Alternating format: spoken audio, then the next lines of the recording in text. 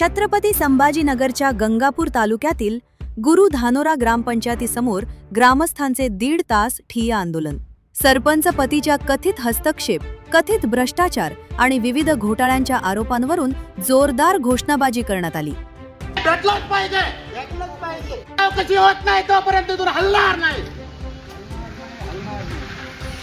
Bogus कामाची चौकशी झालीच पाहिजे, झालीच पाहिजे, झालीच पाहिजे।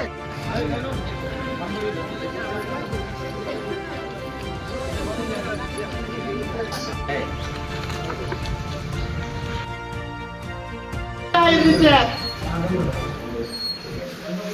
मी आंदोलनाची कल्ले घेतली तर मी व्हिडिओ सहित टाकणार, तर एलईडी लावून दाखवणार गावाला तुमचे पैसे पुढे उधळले। माझ्या आंदोलनाचा कल्ले घेतले ते मागास पडणार। आता माझ्या दिव्यांग बांधवाला न्याय द्या, माझ्या आशाताईंना न्याय द्या। मला तर पंचायत समितीचं मार्गदर्शन आहे, तुम्हाला आटली नसते ना, तुम्ही जावा बाहेर वा। तू शांत बस, तू शांत बस।